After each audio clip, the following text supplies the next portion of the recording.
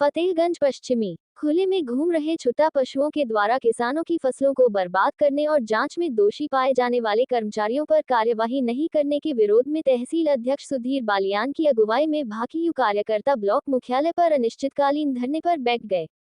हालांकि खंड विकास अधिकारी शैली गोबिल ने उन्हें कार्यवाही का आश्वासन देकर धरना खत्म करने का प्रयास भी किया, लेकिन भाकियू कार्यकर्ताओं ने दो टूक कह दिया। पहले कार्यवाही करने पर ही धरना खत्म होगा, जिससे वह धरना बगैर खत्म कराए ही चली गई। ब्लॉक मुख्यालय पर धरना पर बैठकर विरोध प्रदर्शन कर रहे भाकियू कार्यकर्ताओं की अगुवाई कर रहे तहसील अध्यक्ष सुधीर बालियान ने बताया, आवारा पशु किसानों की फसल बर्बाद ही नहीं कर रहे बल्कि किसानों पर हमला करके उनकी जान ले रहे हैं। जिम्मेदार किसानों की शिकायतों को अनसुना कर रहे हैं। बताया, पिछले समय किए गए धरना प्रदर्शन को कार्यवाही का आश्वासन देकर खत्म करा दिया गया था, लेकिन किसी समस्या का निदान और दोषियों पर कार्यवाही नहीं की गई।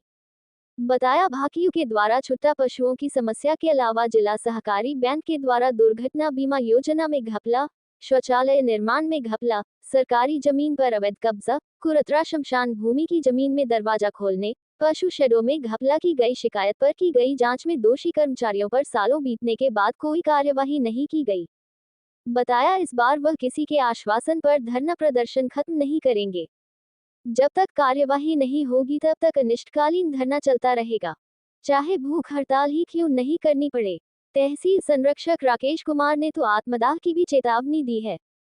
धरना शुरू होने के करीब 2 घंटे के बाद खंड विकास अधिकारी शैली गोबिल पुरानी परपाटी के चलते कार्यवाही का आश्वासन देकर धरना खत्म कराने धरना स्थल पर पहुंची, लेकिन भाकियू कार्यकर्ता कार्यवाही के बाद ही धरना खत्म करने पर अड़े रहे, जिससे वह धरना बगैर खत्म कराए ही लौट गई।